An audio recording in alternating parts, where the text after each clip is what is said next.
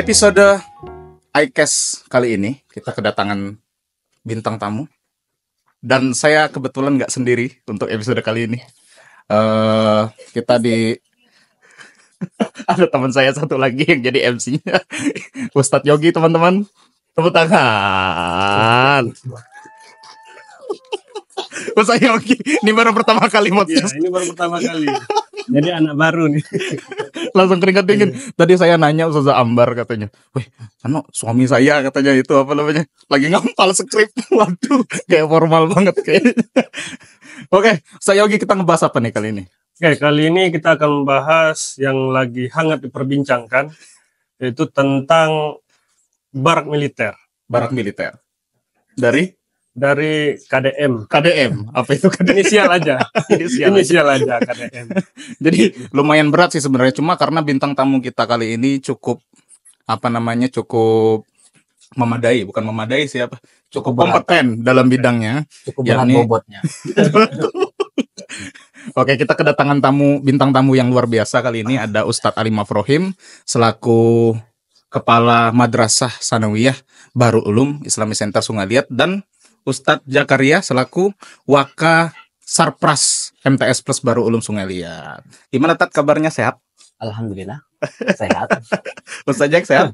Alhamdulillah. Ini mungkin sebagian teman-teman mungkin udah kenal ya sama Ustadz Ali Mafrohim, Ustadz Zakaria yang cukup lama sudah berkecimpung atau yang sering mondar-mandir di Islamic Center ini. Pertama, Tat, kita langsung aja deh ke intinya. Setuju nggak kira-kira sama barak militer ini? Mana dulu nih? Iya, di barak militernya itu sendiri gitu. Oh, saya dulu ya. Saya termasuk orang yang pro sih kalau masalah barak militer. Ya, termasuk yang pro. Nah, Ustadz Jack sendiri gimana? Pro nggak? Saya kurang lebih sama ya. Sama. Ustadz Yogi, pro nggak? Kalau menurut saya, kalau untuk pendidikan karakternya mungkin agak kurang. Agak kurang. Nah, jadi ini menarik ya. Jadi ada kalau yang... saya lebih ke kontra sih sebenarnya. Ada yang kontra. Karena pada dasarnya militer itu tidak memiliki kewenangan untuk mendidik masyarakat sipil. Oke, berarti ini ada pro kontra ya di sini ya. Kan termasuk ke sipil. Nah, sedangkan anak-anak ini bukan hanya dididik soal mental, tapi harus ada hal lain juga yang harus mereka dapatkan dari pendidikan itu sih sebenarnya. Berarti ini menarik ya teman-teman. Oh ya, by the way, Ustadz Yogi ini Wakakur dari SMA Plus Bahrul Ulum. Jadi sebenarnya beliau ini MC sekaligus, jadi kayak wah, pas juga nih beliau jadi semi narasumber juga. Kayaknya harusnya narasumber dong. Bukan jadi host nih. Enggak, emang sengaja kita meng-hire dari SMA Plus Bahrul Ulum beliau jadi tim IC Media. Harusnya jadi narasumber nih. Biar kan ada yang pro, ada yang kontra. Iya, ada yang pro, ada yang kontra. Jadi menarik nih. Dua lawan dua berarti kita ini. Oke, langsung aja. Berarti ini pronya dalam alasan pronya itu kenapa? Tat Ali. Pronya pada dasarnya kan itu berfokus pada disiplin ya. Disiplin. Bagi anak-anak yang disiplinnya ya kacau lah. Sebetulnya kan itu bermula dari kenakalan anak-anak. Kenapa bisa istilahnya mereka ini harus dibarak militer kan. Nah, itu kan mungkin itu adalah alternatif terakhir. Karena kenapa? Ketika dilimpahkan kepada pihak sekolah, mungkin sekolah tidak mampu lagi untuk membina. Karena kan mereka ini kenakalannya bukan di sekolah sebetulnya. Mereka kenakalannya itu di luar sekolah. Betul. Itu di luar sekolah ya, konteksnya ya, bukan di sekolah. Di sekolah oke lah, guru bisa nih. Ataupun BK, dia bisa nih untuk mengkondisikan anak tersebut. Tapi ketika jam sekolah berakhir, mereka tawurannya kan kebanyakan di luar jam sekolah. Di luar. Jadi tanggung jawabnya sebetulnya kembali kepada orang tua. Makanya dalam tarbiyah, dalam ilmu pendidikan itu kan pendidikan itu ada dua tempat.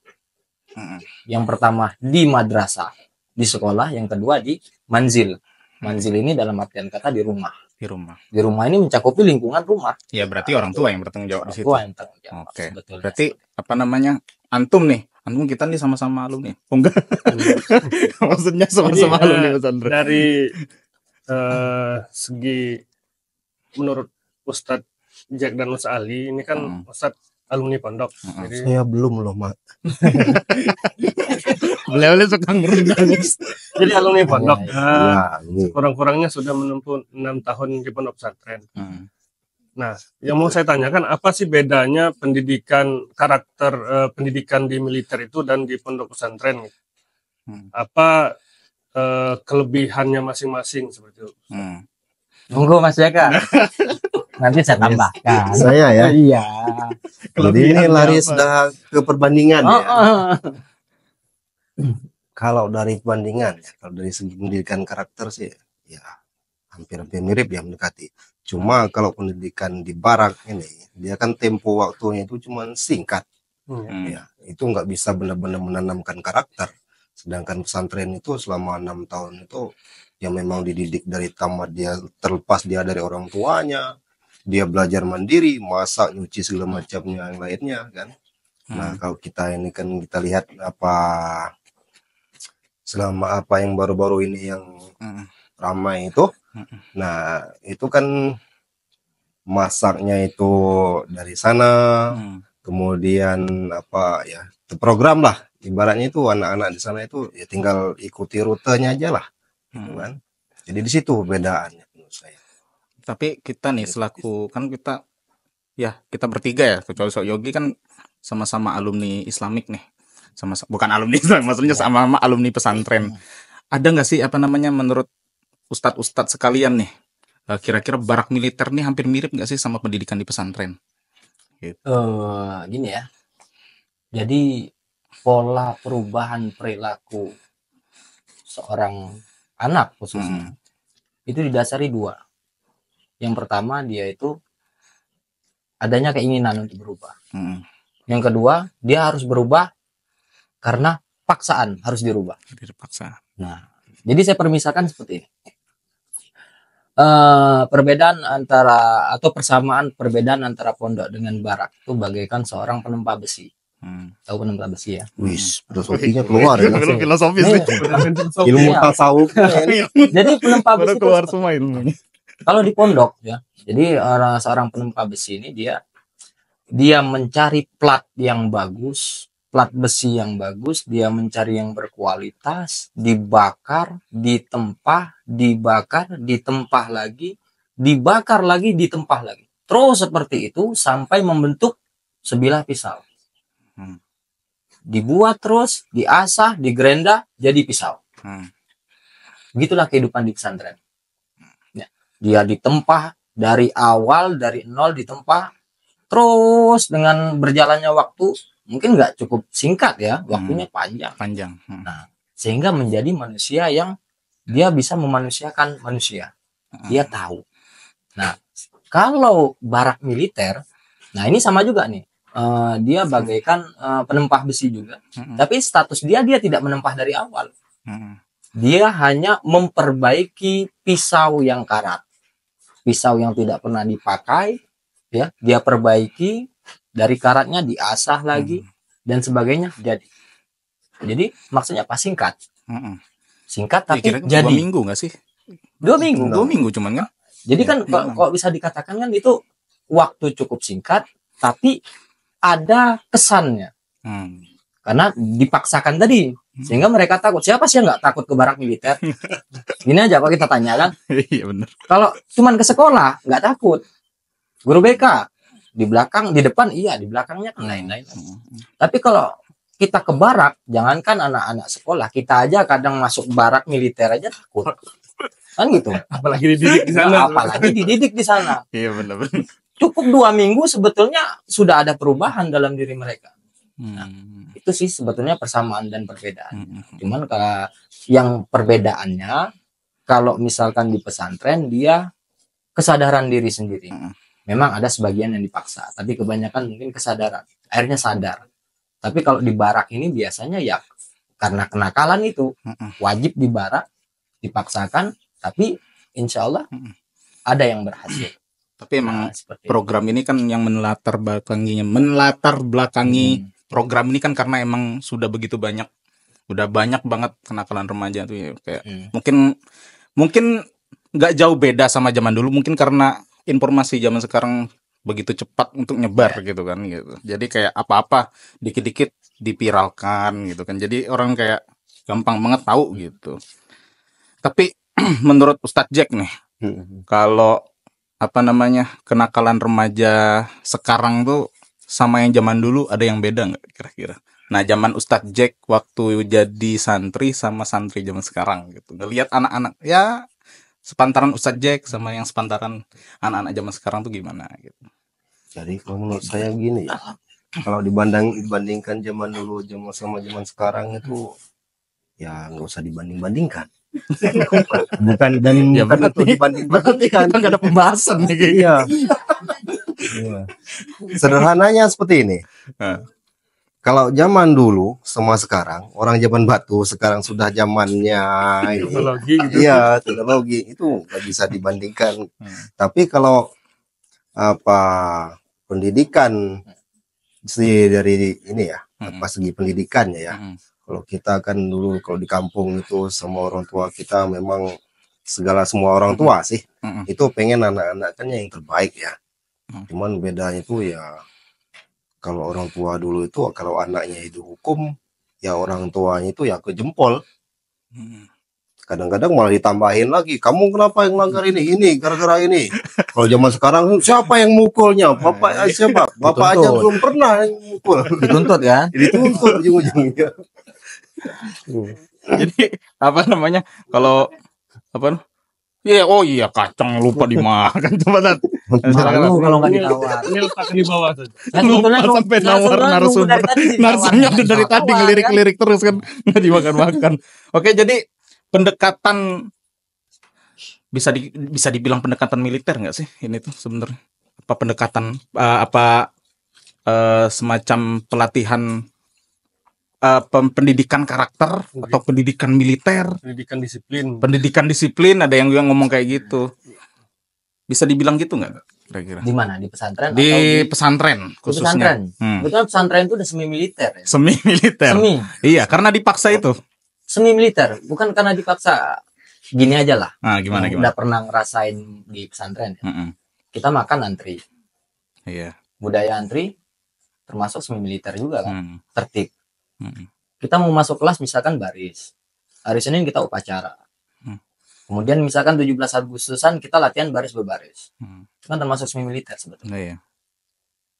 Itulah. Yang membedakannya? Yang membedakan sebetulnya itu tadi, di militer dipaksakan. Ya. Di pesantren memang ada unsur paksaan awalnya karena peraturan, peraturan. Tapi lama-lama kan yang namanya seiring waktu kan dia mengikuti terus proses. Iya, berarti apa namanya bedanya cuman di waktunya aja mungkin karena di pesantren ini kita yang 6 tahun, yang 3 tahun gitu. Walaupun nggak full bener-bener 6 tahun gitu kan, nggak ada pulangnya juga gitu kan. Kalau pendidikan apa nih tadi? Barak militer ini cuman 2 minggu ya. Malah ada yang 2 minggu kurang malahan. Iya, tapi ada cuplikan di YouTube itu emang ada yang bilang ini efektif gitu, wah anaknya langsung jadi nurut segala macam, wah langsung bisa baris berbaris segala macam gitu kan. Tapi melihat apa namanya hasil itu, kira-kira kalau Ustadz Yogi gimana? Ini Ustadz Yogi ini kontra nih kebetulan. Yang dari yang pro dulu. Lihat dari kontra. Pelatihan 2 minggu itu yang di paramiliter itu kan bukan hanya anak-anak yang bermasalah hal-hal kecil. Di sana juga ada hal-hal besar seperti tawuran. Nah, yang saya takutkan di saat mereka keluar dari barak militer 2 minggu, mereka bukannya menjadi patuh, malah menjadi superior. Saya sudah dididik militer, saya lebih kuat sekarang. Takutnya, karena cuma 2 minggu. Sedangkan biasanya di pesantren saja ada anak-anak yang tidak betah 1 tahun, sudah kita didik, ya masih seperti itu. Atau kalau memang 2 minggu itu bisa merubah anak dengan waktu singkat 2 minggu gitu, bisa merubah anak-anak yang baik. Kira-kira anak-anak yang tidak betah 1 tahun di pesantren, apakah bisa kita masukin di barak 2 minggu untuk membuat mereka disiplin? Nah, itu menurut saya. Nah, by the way, Ustadz Ali alumni Gontor tahun berapa? Tahun saya 2008. 2008 Ustaz Jack 2010 ya. 2011. 2011. Iya. Oh berarti beda 3 tahun ya. Nah, pasti ada bedanya dong antara angkatan 2008 sama 2011 gitu. Ini di sini ya. Di sini juga ya. Kelihatan. Dia tergantung ini kan. Iya, Makomnya di sini nih. makomnya itu. Makomnya di sini. Kalau kalau di Gontor itu sendiri, Tat, saya mau nanya dong, apa namanya, pernah dapat pengalaman-pengalaman yang yang mendekat ke militer nggak kira-kira? Pengalaman yang pernah mendekat ke militer ya. Jujur saya agak nakal sih orang. Oh nakal, berarti ini Ya. antek-antek. Tapi nakal saya Hmm. insya Allah nggak melanggar syariat kan, nakal wajar dan sebagainya. Ya pernah lah pada waktu itu. Kalau di zaman saya sih masih ada pemukulan. Masih ada ya. Masih. Masih Cuman beberapa. memang Gontor itu dia tidak istilahnya Hmm. tidak membenarkan adanya pemukulan. Cuman ini kan terkadang ada oknum yang melakukan pemukulan. Di zaman saya masih ada seperti itu. Bahkan ketika saya masuk bagian keamanan itu mungkin hanya kesalahan yang kecil lah. Ketika masuk itu sudah dijejerin tuh rotan dari berbagai macam bentuk, itu ada yang selingking sampai sejempol, ada udah dijejer. Tergantung pelanggarannya satu mana. Kayak pendekar Jepang nggak sih, milih samurai. Bukan kita disuruh milih, bukan disuruh tergantung pelanggarannya apa, bukan itu. Jadi kita ketika masuk ditanya pelanggaran ini, tinggal disuruh milih. Pilihlah, silakan pilih tuh rotan yang mana. Oh jadi suruh anaknya. Iya, disuruh milih tuh. Itu bingung tuh. Yang kecil pedas, yang besar sakitnya ke tulang. Ngilu. Ngilu. Yang kecil sakitnya sebentar, cuman bekasnya sebulan. Sedangkan yang besar ini sakitnya sampai sebulan nih, bekasnya nggak ada. Karena kenanya tulang kan. Mau nggak mau ya sudahlah, biar ada gambar sedikit kan. Jadi kita milih yang kecil aja pada saat itu kan. Tapi di satu sisi saya tidak pernah menyalahkan dengan keadaan seperti itu. Karena kami memang dididik pada saat itu, ketika kami melakukan suatu kesalahan, kami harus berani bertanggung jawab atas apa yang kami lakukan. Itu yang awal mulanya, itu pun saya tanamkan tuh dalam diri saya hal-hal seperti itu. Kalau saya melakukan berarti saya harus tanggung jawab dong. Nggak boleh lari. Karena kenapa? Ketika kita terus berlari, satu masalah, timbul lagi masalah lain, kita lari, timbul lagi. Akhirnya banyak masalah. Akhirnya satu masalah tidak terpecahkan, yang ada makin banyak masalah yang kita dapat. Jadi beban. Bukan itu. Jadi ditinggal di pondok itu beban. Beban sih. Saya termasuk awal mula yang dipaksakan pada saat itu. Sama kita. Iya. Saya termasuk yang dipaksakan tuh pada saat itu, mondok itu. Bahkan saya ada kesempatan satu kali untuk keluar, itu maksudnya nggak meneruskan pada saat itu. Jadi saya termasuk yang pernah nggak naik kelas. Agak malu juga sih menceritakannya, tapi ini pengalaman. Oh, namanya pengalaman. Ya. Tolong diiringi dengan biola yang sedih. Tolong kasih ya soundnya yang sedih. Jadi pada saat itu saya diberikan pilihan tuh sama orang tua saya. Kamu mau lanjut atau tidak? Kalau kita berpikir singkat mungkin ya sudahlah, lanjut di luar aja kan. Tapi saya pikir lebih jauh lagi. Kalau saya keluar mau jadi apa sih? Akhirnya saya terus melanjutkan. Ada kesadaran dalam diri saya, ini bukan suatu kegagalan bagi saya, ini adalah keberhasilan yang tertunda nih. Dengan saya tidak naik ini berarti ini ada something nih, ada masalah nih yang harus saya selesaikan. Nah itu dia. Jadi pola pikir kita ini kan sebetulnya jangan kita hanya memandang singkat saja, kita harus memandang jauh nih program kita. Jadi seperti itu. Tapi menurut antum nih, mindset yang salah daripada remaja zaman sekarang tuh apa sih? Sama zaman dulu. Mindsetnya itu. Jadi mindset itu, ini saya mengutip dari seorang filosof ya. Agak berat sedikit ya. Kenal Aristoteles? Om saya. Saya aja nggak kenal loh sebenarnya. Ya, saya nggak kenal, cuma tahu ya. Aristoteles mengatakan seperti ini. Dia ini seorang filosof Yunani, mengajar di Iskandaria. Dia mengatakan bahwasanya innal fil insani quwwataini. Padahal orang Yunani bisa bahasa Arab ya. Berarti itu kutipannya Abang salah. saya itu tadi. Orang Yunani itu bisa bahasa Arab ya. Enggak seperti itu. Nah, ini pelajaran kami dulu. Inna fil insani quwwataini. Sungguhnya dalam diri manusia itu mempunyai dua kekuatan. Yang pertama apa? Fikriyah insaniyah. Jadi akal pikiran. Yang keduanya syahwaniyah bahimiyah. Jadi syahwat kebinatangan. Artinya apa? Nafsu. Ya, kedudukan pendidikan itu di mana sebetulnya? Aristoteles mengatakan wa tarbiyatu hiya alwasilatu allati biha tataghallabul awal ala tsani. Jadi dia mengatakan bahwasanya pendidikan itu adalah wasilah atau jalan, misalkan dia wasilah yang memenangkan yang awal itu akal pikiran daripada nafsu. Jadi kedudukan dalam pendidikan itu adalah dia itu lebih memenangkan akal pikiran daripada nafsu. Jadi ketika kita ingin melakukan sesuatu, gunakanlah akal pikiran kita dulu, baru nafsu kita. Nah, itu kata Aristoteles. Jadi saya juga nggak tahu kenalnya nih. Saya chat dulu ya. Saya nggak cek dulu. Itu. Berarti Saya mengutip dari situ tuh, dari filosof tersebut bahwasanya benar semuanya ini bermula dari pendidikan sebetulnya. Kalau pendidikan kita baik, insya Allah anak itu pasti baik. Tapi kalau pendidikannya buruk, pendidikan ini kan kita dua macam ya, ada yang formal dan non formal ya. Otomatis kalau pendidikan di sekolah itu pasti formal, baik. Nah, pendidikan yang non formalnya ini, lingkungan dia ini yang membuat dia terkadang mengikuti arus. Nah, ketika dia tidak bisa menggunakan akal pikiran dia yang sehat, dia hanya menggunakan nafsu dia, timbul nih muncul ya. tawuran, pencurian, ya, kemudian pacaran.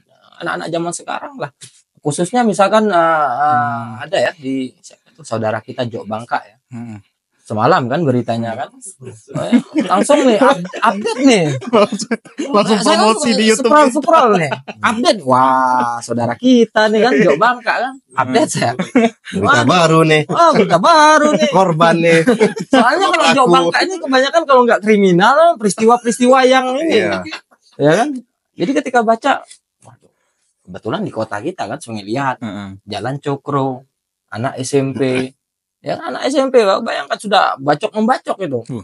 Sudah bacok-membacok, bawa ke rumah sakit, akhirnya ngumpul di rumah sakit, langsung ditangkap polisi di rumah sakit. Padahal SMP loh. Iya. Nah, ini yang kita khawatirkan sebetulnya. Tapi Di zaman anak sekarang. Dulu saya pernah kuliah juga, ada salah satu dosen saya ngomong pas di awal perkuliahannya, dia ngomong ke kita semua tuh, ada yang ngomong kayak gini. Kalian itu dibentuk jadi guru bukan hanya sekarang, untuk zaman sekarang tidak hanya untuk menghilangkan kebodohan, tapi lebih ketololan, karena anak-anak zaman sekarang itu lebih, ya mohon maaf yang tadi ngomongnya, lebih parah dari zaman dulu. Jadi kayak gitu, tantangannya lebih berat lah gitu. Jadi balik lagi ke barak militer tadi, berarti antum setuju gitu, Saya termasuk yang walaupun waktunya singkat, setidaknya ada hasil di sana. daripada tidak ada sama sekali. Ya namanya juga berita ya. Kita kan taunya nih di berita nih. Berita menampilkan baris-baris, yang penting kita lihat positifnya, berhasil. Nggak tahu ketika keluarnya kan itu urusan lain, mungkin ada barak militer sesi kedua kan dan sebagainya. Yang penting setidaknya ada hasilnya lah. Tapi kan Baiklah. ini semua kan nggak terlepas dari kontra ya, dari Ustadz Yogi pun kontra nih sama program ini. Nah, saya baca tadi katanya ada dari Komisi Perlindungan Anak Kota Bekasi ya, kalau nggak salah. Iya. Nah, itu yang menentang program ini, katanya harus dikaji lebih dalam lagi. Karena nggak semata-mata yang kata Ustadz Yogi tadi, tiba-tiba keluar udah langsung jadi langsung jadi nggak perwira juga maksud. Iya, enggak, maksudnya tiba-tiba keluar jadi anak baik gitu, nggak mungkin juga gitu kan. Terus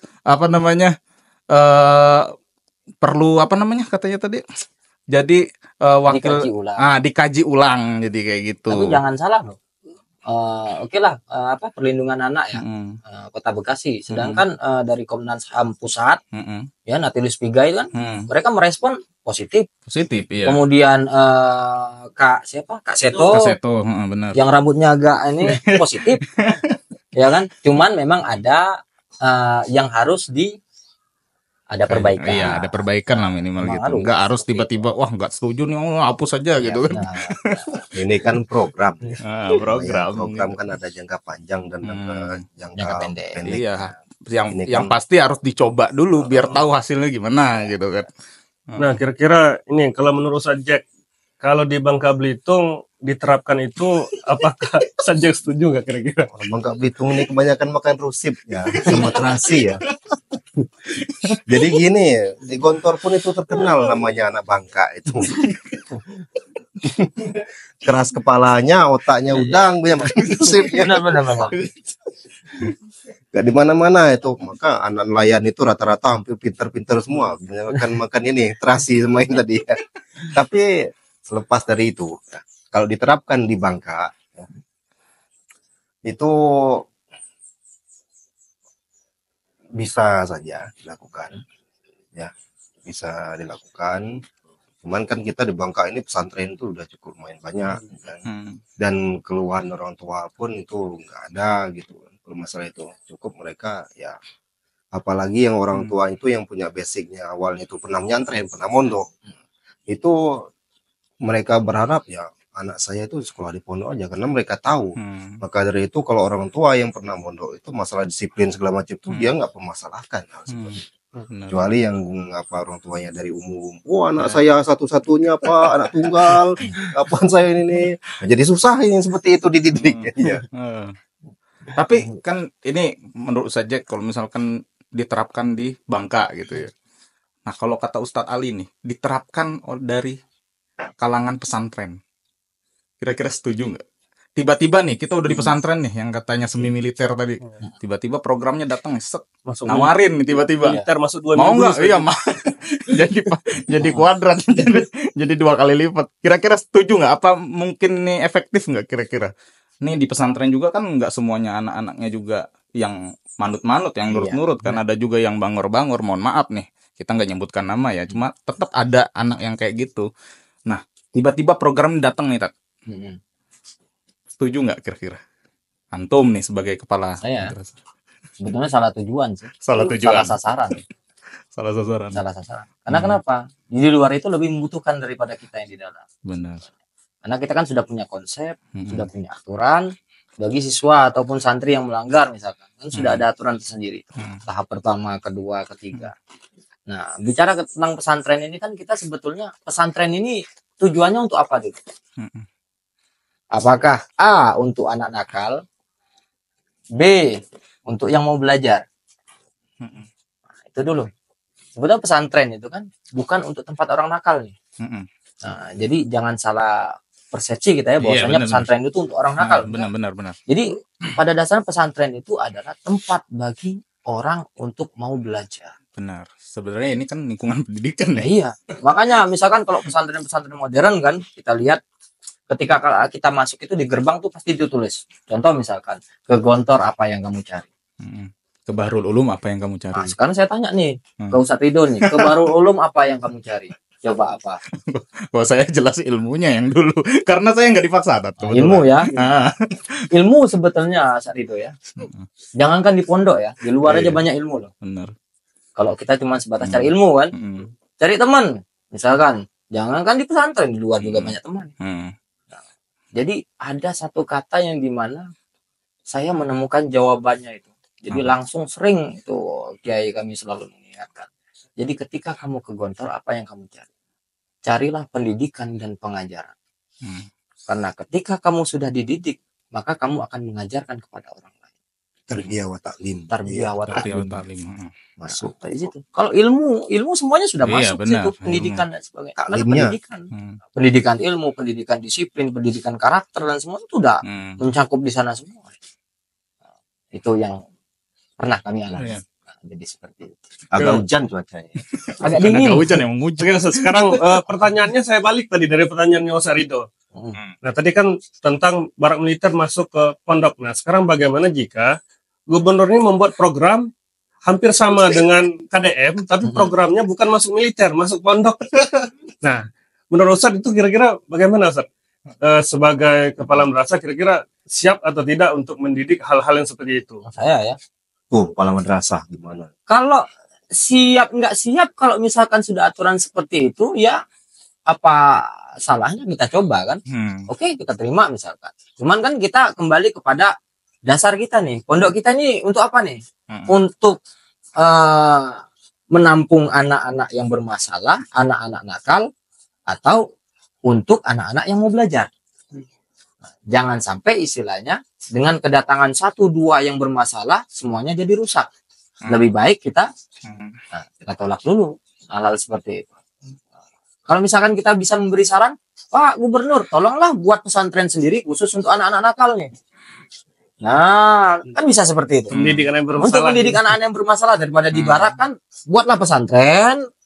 Ustadz-ustadznya Pak militer kan, Pak siapa kan, nah, silahkan dididik tuh di situ. Biarlah pesantren ini istilahnya berjalan dengan apa adanya seperti itu. Nah, sudah. Berarti dengan Anda dengan Ustadz Ali tadi kan pro dengan program ini gitu kan. Dengan waktu yang singkat, ada yang bilang anak-anak mentalnya nih terganggu gitu, banyak alasan segala macam. Tapi menurut Ustadz kondusif nggak dengan waktu yang sempit itu kira-kira? Yang tahu untuk perkembangan mental. Sekarang kita balik pertanyaan, yang tahu mental ini siapa? Nah, itu. Pengamat, psikolog, atau anaknya? Yang tahu mentalnya dia. Yang tahu mental kan pasti anak sendiri kan? Iya, benar. Bagi pengamat ini karena mereka ini tidak pernah terjun secara langsung ke dunia pendidikan. Jadi mereka, ya maklum lah, maaf cakap ya, cari panggung ya, kita katakannya hal-hal seperti itu. Mereka hanya mengatakan ini berdasarkan apa yang mereka pelajari, bukan berdasarkan apa pengalaman mereka. Beda dengan anak-anak. Ketika anak-anak merasa seperti itu, ketika mereka masuk, wah ini pengalaman saya. Rusak nggak mental saya? Saya rasa mungkin nggak sampai rusak mental. Iya benar. Kecuali mereka dikriminalisasikan di barat misalkan. Nah, itu bisa rusak mental. Iya. Tapi kan itu sesuai, sudah ada aturan-aturannya. Pasti mereka sudah ada schedule-nya, ini bagaimana sudah diatur. Jadi seperti itu. Berarti perlu nggak tuh pengamat disuruh barat militer juga Perlu. biar tahu gitu kan. Jangan hanya sekedar komen. Jangan sekedar cuma ngomong pak-cuap kan. Jadi suruh pengamatnya coba dulu 2 minggu, coba setelah dulu. itu bagaimana hasilnya baru bisa dikemukakan depan umum. Nah, dari Ustadz Jack nih, kira-kira pendekatan untuk anak-anak zaman sekarang tuh. Kalau antum sendiri yang pernah ngajar di kelas gitu. Mungkin Ustadz Jack punya metode sendiri untuk lebih dekat sama anak-anak gitu. Atau kalau saya tiap angkatan tuh beda-beda. Misal angkatan yang ini itu harus ngomongnya agak kenceng. Harus pakai urat lah ngomongnya gitu kan. Iya, harus ngomongnya pakai urat. Tapi angkatan yang ini pun beda gitu karakternya. Tiap angkatan tuh ada yang beda-beda gitu. Yang angkatan yang bawah ini ya harusnya ngomongnya harus pelan-pelan gitu. Harus dari hati ke hati ngomongnya, baru mereka agak kondusif gitu. Kalau yang angkatan yang bawahnya lagi harus marah-marah segala macam gitu kan. Nah, kalau Ustadz Jack sendiri, pendekatan mana yang kira-kira Ustadz Jack cocok lah gitu? Kalau saya sih lebih ke ini ya, ke pendekatan melihat anak ini bukan cuma dari segi karakter anaknya, cuman dari segi keluarganya juga.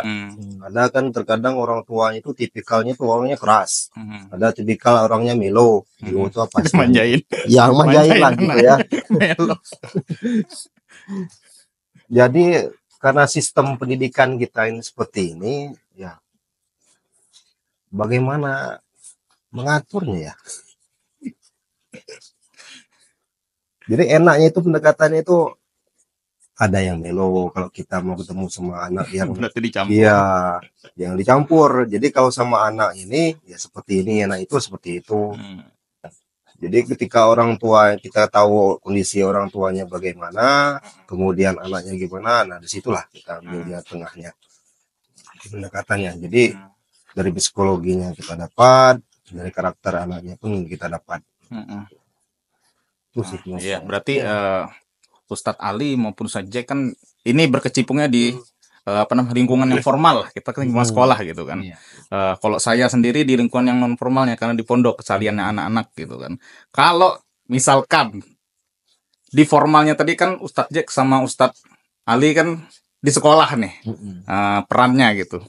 Nah saya tanya nih, ketika perannya berubah menjadi non formal anak sendiri, kalau misalkan nih bukan ngomong apa-apa nih, misalnya anak Ustadz Ali sendiri nakal nih pendekatan Ustadz Ali itu gimana? Cara Ustadz Ali ngedidik itu gimana? Alhamdulillah ya. Anak saya masih kecil. Belum kelihatan. Enggak. Jadi kalau pendekatan orang tua ini biasanya seorang anak itu dia lebih takut pada ibunya daripada bapaknya. Biasanya. Kalau saya sih kalau misalkan anak nakal itu karena di usia dia yang sekarang, kalau usia sekarang ini kalau kata orang psikolog lah mengatakan bahwasanya itu adalah usia raja. Jadi perlakukanlah anak itu sebagai raja pada usia dia sekarang ya.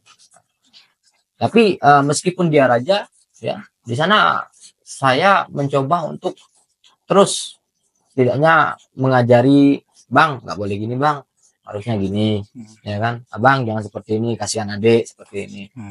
Apa Terus, dengan kata lain dimanjakan enggak ya? Kok dimanjakan? Saya bukan tipikal orang yang memanjakan. Kadang kalau misalkan dia berbuat salah, ketika saya harus tegas, saya tegas. Tapi bukan berarti marah ya. Saya tegas. Karena kenapa? Ketika anak seusia, misalkan seperti anak saya 7 tahun itu, ketika kita suara agak keras saja, dia terkadang mau nangis. Nah, karena usia, faktor usia kan. Benar. Ya beda misalkan dengan usia-usia udah belasan tahun. Jadi di sana sebagai orang tua itu kita perlu yang namanya ketegasan. Bukan berarti kita marahin dia, enggak. Kita harus tegas, kita harus berani. Nah, seperti itu. Berarti bukan dalam arti dimanjakan ya. Bukan. Tapi apa namanya? Tetap dikasih, pengertiannya tetap dikasih. Sesuai porsinya lah. Porsinya ya. Ini Ustadz, kalau kita membahas tentang pendekatan, ini saya mau bertanya, Ustadz Jack dan Ustadz Ali kan mondoknya 6 tahun. Jadi saya mau bertanya, pendekatan apa kira-kira yang paling berkesan dari ustadz-ustadz sekalian pada saat mondok dulu? Kira-kira yang benar-benar merubah karakter ustadz-ustadz sekalian. Ustadz Jack dulu, silakan. Pendekatan pondoknya ya. Mungkin ada ustadz-ustadz legend di sini yang guru antum dulu. Nah ustadz ini galak nih misalnya, ustadz yang satu lagi wah lembut nih, tapi lebih didengerin gitu. Apa yang galak lebih nyaman gitu. Saya lebih senang di ininya ya. Kadang-kadang ada dulu saat kita dulu ngomongnya gini, dimanapun kamu berada, bawalah pulpen sama kertas. Terkadang inspirasi itu datang bukan apa di waktu-waktu yang tidak pernah kita sangka-sangka. Artinya itu buat saya ya mungkin di situlah rajin kenapa nulis. Iya, rajin nulis Iya. itu intinya. Iya. Jadi kadang-kadang kan nih misalkan dulu itu ada juga Ustaz saya kebetulan sekarang beliau jadi apa di Kemenak ya, namanya Ustaz Ahmad Zakwan. Ketika beliau masuk kelas itu selalu cerita itu tentang bisnis. Jadi kata beliau itu, kalau kamu punya pemikiran tentang bisnis, pokoknya catat aja itu. Karena suatu saat itu mungkin ketika kamu 10 tahun ataupun 20 tahun ke depan, itu akan jadi bahan untuk dirimu sendiri. Oh, seperti ini. Kurang lebihnya seperti itu. Sama hanya dengan dosen saya dulu. Berkata juga sama. Di WC pun kata dosen saya, kalau mulai perlu bawa kertas sama pensil, ya bawa. Karena kata inspirasi itu kan kita nggak tahu dalam kondisi apapun, dimanapun itu. Sampai segitunya buat nulis judul skripsi tadi. Kalau pengalaman sama guru galak gimana? Pernah? Kalau saya gini ya, kalau guru galak itu nggak ada menurut saya. Lebih galakan saya. Iya, enggak. Kembali. Tapi kalau menurut saya, selama saya mondok pesantren itu, kalau guru galak itu nggak ada. Tapi guru yang disenangi dan disegani itu ada. Yang sangat dihormati itu ada. dari situlah kelihatannya itu guru tuh memang ya kita anggap dia wah Panutan. ya, luar Iya. biasanya sebagai Karena panutan. kalau guru udah disegani itu udah Iya, beda, kelihatan beda. auranya tuh Udah beda. Kalau ditakuti kan depan kita oke lah, dia takut semuanya, belakang kita mungkin nendang dia. Kalau Ustadz Ali sendiri gimana? Pernah punya pengalaman gitu? Pengalaman Punya guru yang luar biasa mungkin. guru yang luar biasa banyak ya sebetulnya. Kalau kita Boleh sebutkan salah satunya, Tat?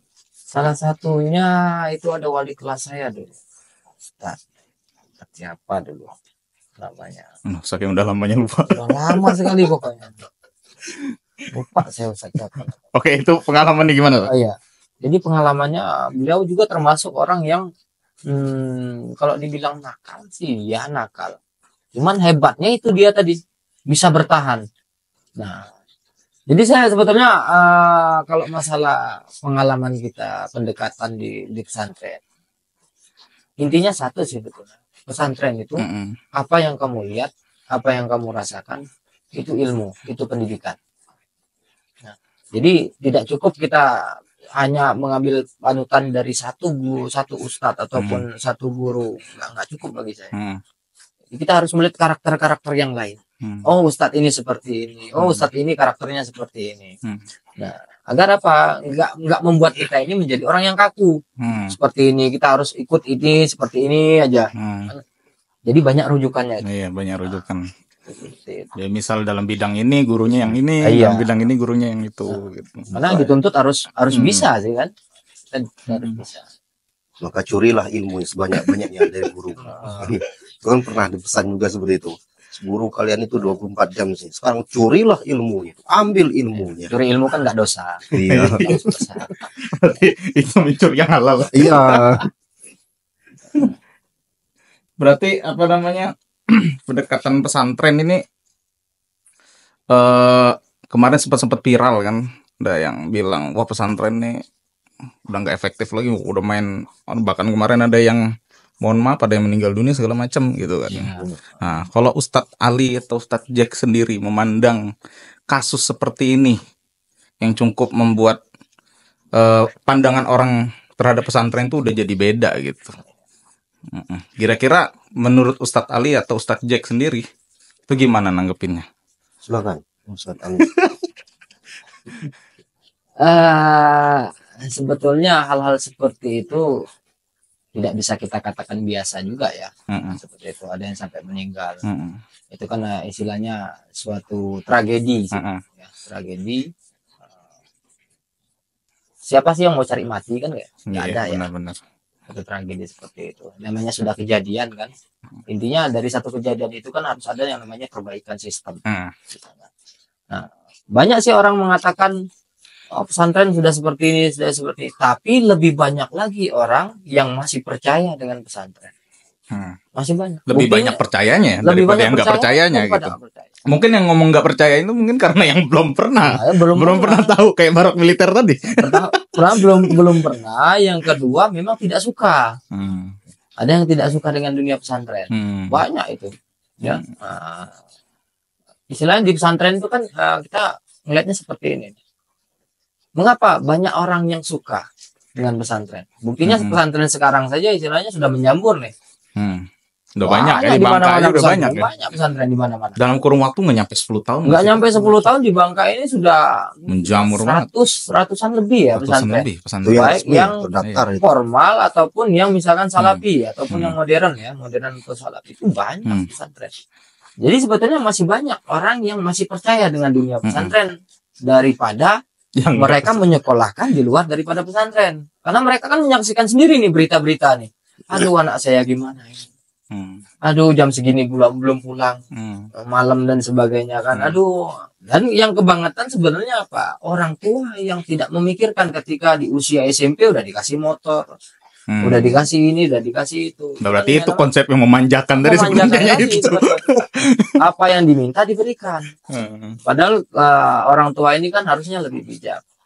Bisa mengatakan kepada anaknya, nak, sebetulnya apa yang kamu minta belum tentu kamu dapatkan. Harusnya lebih bijak orang tua itu. Jadi seperti itu sih sebenarnya. Lebih ininya lagi ke sebetulnya orang masih lebih banyak percaya kepada pesantren gitu. Daripada Berarti itu termasuk anak antum-antum ini insya Allah. masuk pesantren. Insya Allah. Iya. Kalau ada rezeki. Iya, kan? amin. Iya. Berarti tergantung rezeki. Iya, namanya rezeki anak itu kan pasti ada. Berarti pesan khusus nih dari antum-antum buat para pendengar kita, para viewer kita nih. Tentang apa nih? Tentang apa yang udah kita bahas tadi, tentang tentang kita bahas para tadi ya. militer. Jadi Bapak jadi Bapak Ibu sekalian kan, masukkanlah anak Bapak Ibu ke pesantren. Insya Allah aman. Pesantren mana? Barul Ulum Islam Center. Asik. Ya, insya Allah aman. Ya, kita terima amanahnya. Bukan promosi ya, hanya sekedar mengiklankan. Yang masuk juga promosi. Ya, terima kasih Ustadz Ali, Ustadz Jack udah menyempatkan waktunya. Buat teman-teman yang ada di rumah yang udah nonton, silakan like, comment, subscribe, komen lagi di bawah. Bintang tamu mana lagi yang harus kita undang di iCast kita Dan tambah satu lagi, selanjutnya. pembahasan apa yang harusnya dibahas. Iya, pembahasan apa lagi gitu ya. Komen dong. Komen. Like, yang penting like, share juga. Oke, syukran.